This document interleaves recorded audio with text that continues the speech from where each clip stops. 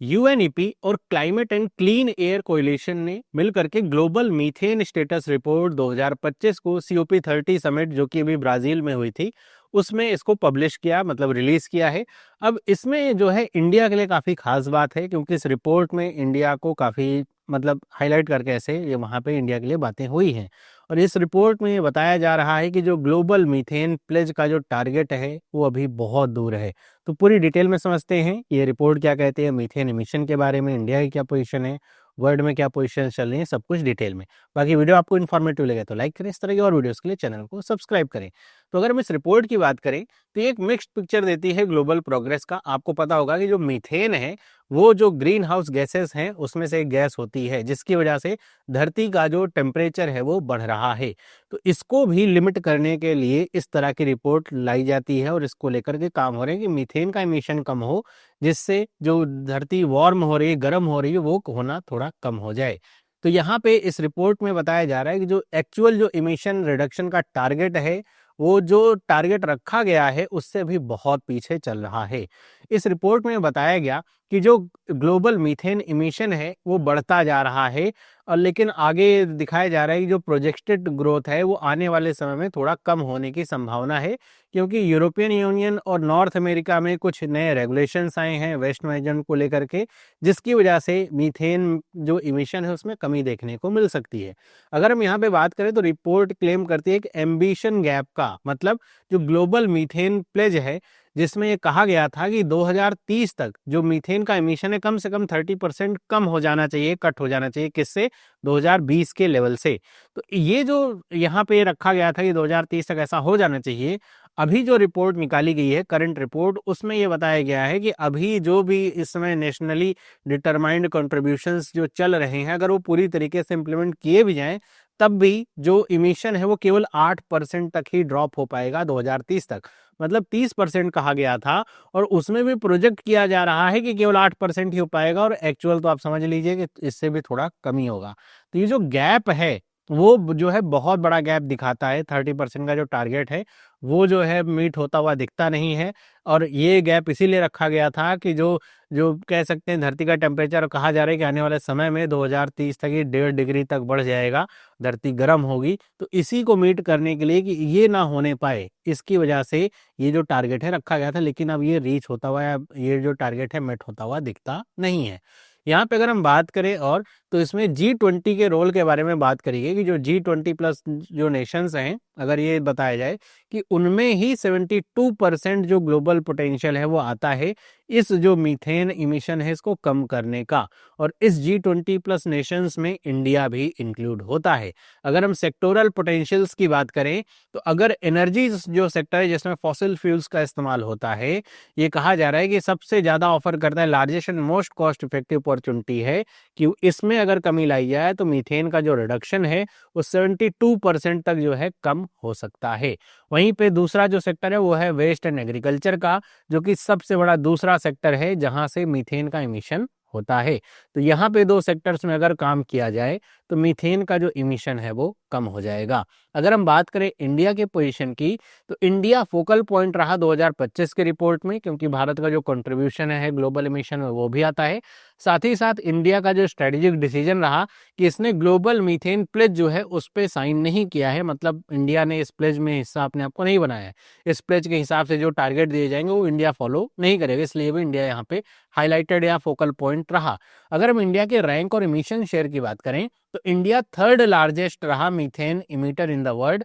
जो पहले यहाँ पे देखा जाए following China and United states, मतलब टॉप 2 के चाइना और यूनाइटेड स्टेट्स हैं और तीसरे नंबर पे आता है इंडिया। और इंडिया में लेकिन यहाँ पे अगर ग्लोबल शेयर की बात करिए तो इंडिया से 9% जो एंथ्रोपोजेनिक जो मीथेन इमिशन है वो होता है, मतलब जो ह्यूमन कॉज्ड जो मीथेन होता है इमिशन होता है वो इंडिया में अगर देखा जाए तो ग्लोबल लेवल पे वो 9% का आता है। अगर हम यहाँ पे बात करें सेक्टोरल ब्रेकडाउन की, मतलब यहाँ पे इंडिया में कहाँ कहाँ पे ज्यादा इमिशन निकल रहा है, तो अगर हम बात करें यूएस और रसिया की जहाँ पे फॉसिल फ्यूल्स जो है प्राइमरी सोर्स है, मतलब ज्यादातर जो मीथेन इमिशन हो रहा है फॉसिल फ्यूल्स के जलने की वजह से हो रहा है, इंडिया में जो मीथेन का प्रोफाइल है वो डोमिनेट करता है एग्रेरियन इकोनॉमी से, मतलब हमारे देश में जो मीथेन इमिशन हो रहा है वो फॉसिल फ्यूल से नहीं हो रहा है बल्कि जो एग्रीकल्चर फील्ड है उसकी वजह से हो रहा है। अब कैसे? तो यहाँ पे देखिए बताया जा रहा है कि एग्रीकल्चर जो है वो इंडिया में लगभग 12% जो ग्लोबल एग्रीकल्चर मीथेन इमिशन है उसके लिए अकाउंट करता है। और इसमें जो प्राइमरी ड्राइवर है वो है एंटेरिक फर्मेंटेशन, मतलब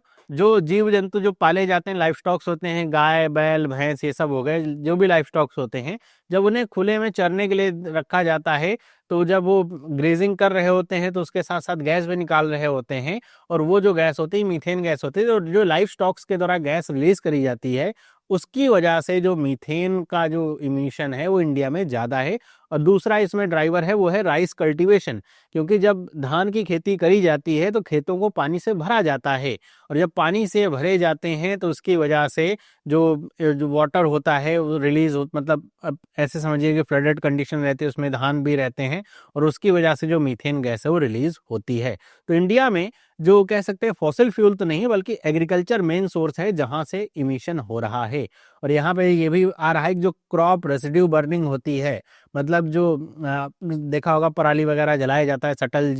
जो स्टबल जलाए जाते हैं, उसकी वजह से भी भारत में जो मीथेन है वो इमिट हो रहा है। जो वेस्ट सेक्टर की बात अगर करी जाए तो भारत में जो सॉलिड वेस्ट और जो वेस्ट वाटर है उसकी वजह से भी जो मीथेन का इमिशन है वो बढ़ रहा है। 1995 और 2020 के बीच में अगर बात करें तो इंडिया में जो वेस्ट वाटर की वजह से इमिशन है उसमें 64% का इंक्रीज देखने, मतलब जो नाले वगैरह रहते हैं वो अगर वो ढके नहीं रहेंगे तो होगा क्या, उसमें से मीथेन गैस निकलती है, उनको सही तरीके से ट्रीट नहीं किया जाएगा, मीथेन गैस निकलती है वो रिलीज होती रहती है। तो ये इंडिया के कह सकते हैं सेक्टोरल ब्रेकडाउन में कि एग्रीकल्चर प्राइमरी सोर्स है, फिर आता है क्रॉप रेसिड्यू बर्निंग और फिर है वेस्ट सेक्टर इंडिया में। अगर हम बात करें यहाँ पे कि इंडिया ने ऐसा क्यों किया कि उसने साइन नहीं किया ग्लोबल मीथेन प्लेज में, वैसे तो इंडिया जितने भी प्लेज होते हैं उनमें साइन करता है, तो इसका रीजन सिर्फ इतना सा है कि इंडिया ने अपने आप को डिस्टिंग्विश किया है सर्वाइवल और लग्जरी इमिशंस में से। मतलब कि ऐसा नहीं है कि इंडिया में जो इमिशन हो रहा है वो फॉसिल फ्यूल्स की वजह से हो रहा है, जैसे जो बाकी देश हैं यूएसए रशिया वहाँ पे हो गया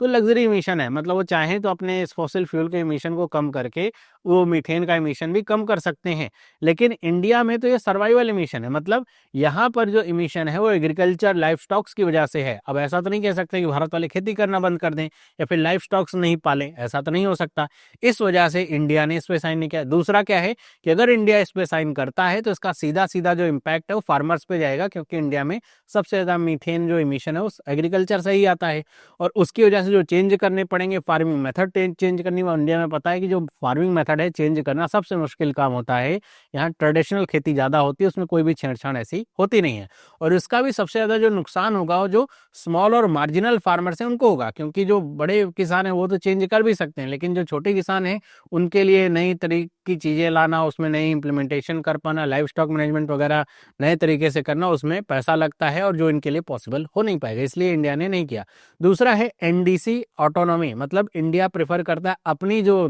मतलब जो क्लाइमेट चेंज का जो टाइमलाइन है उसको फॉलो करना चाहता है, जो नेशनली डिटरमाइंड कंट्रीब्यूशन है उसके अनुसार जो पेरिस एग्रीमेंट में कह रखा है। अब उसके एवज में एक अलग से एक्सटर्नल प्लेज करके इंडिया अपने ऊपर उतना ज़्यादा प्रेशर नहीं लेना चाहता है, वरना फिर वो जाएगा एग्रीकल्चर के ऊपर। एग्रीकल्चर तो हमारे जो इकॉनमी उसकी जान है। वहीं पे इंडिया ने यह भी कहा है कि हमें अपना जो फोकस है वो शिफ्ट नहीं करना चाहिए। अभी भी जो ग्लोबल वार्मिंग का सबसे बड़ा रीजन कहा जा रहा है कि वो कार्बन डाइऑक्साइड है, उससे फोकस लूज नहीं करना चाहिए, क्योंकि इसकी वजह से ज़्यादा जो नुकसान है वो हो रहा है। अगर हम अपना फोकस इससे हटा करके मीथेन पे कर दें या फिर सब पे एक साथ अगर फोकस करेंगे तो हो सकता है सारी चीज़ें एक साथ जो है नहीं हो पाएंगी। तो ये रीजन है जिसकी वजह से इंडिया ने अपने आप को इस जो प्लेज है इससे दूर रखा है। अब यहाँ पे हम बात करें कि इंडिया की जो रिपोर्ट है 3rd नंबर पे इंडिया आया है, तो ये अच्छी बात है कि बुरी बात है? तो सिंपल सी बात है, इमिटर में इंडिया 3rd नंबर पे है, मतलब इमिशन में इंडिया 3rd नंबर पे, तो अच्छी बात तो नहीं है। तो इसके लिए कुछ ऐसा सोल्यूशन निकाले जा सकते हैं, जैसे जो पारंपरिक जो खेती है जिसमें खेत को भिगोना पड़ता है, मतलब फ्लड की कंडीशन लानी पड़ती है, तो उसकी जगह direct seeded rice DSR technology का प्रयोग किया जा सकता है, टेक्निक का। मतलब इसमें क्या होता है कि इसमें बहुत कम पानी का प्रयोग होता है, इसमें फ्लडिंग वगैरह की जरूरत नहीं होती है, जिसकी वजह से जो मीथेन का इमिशन है वो कम हो पाएगा। वहीं पे सिस्टम ऑफ राइस इंटेंसिफिकेशन का भी यूज़ किया जा सकता है कि जिसमें अल्टरनेट वेटिंग और ड्राइंग टेक्निक का यूज़ किया जाता है पैडी फील्ड्स में, जिसकी वजह से हर समय फ्लडेड कंडीशन नहीं रहती, जिसकी वजह से मीथेन एमिशन हो। वहीं पे बायोगैस का भी इस्तेमाल किया जा सकता है, जो कैटल वेस्ट वगैरह होती हैं उनसे बायोगैस बना करके एक तो मीथेन का एमिशन कम किया जा सकता है, दूसरा उसी से हम एनर्जी भी प्राप्त कर सकते हैं, तो फॉसिल फ्यूल से भी होने वाले एमिशन को कम किया जा सकता है। और एक है फीड एडिटिव्स का, मतलब कि जो हम अपने लाइव स्टॉक्स को जो खाना खिलाते हैं उनको साइंटिफिक फीड ऐसे खिलाएं जिसकी वजह से जो एंटेरिक फर्मेंटेशन होता है उनके पेट में, जिसकी वजह से मीथेन गैस निकलती है, उसमें कमी देखने को मिले।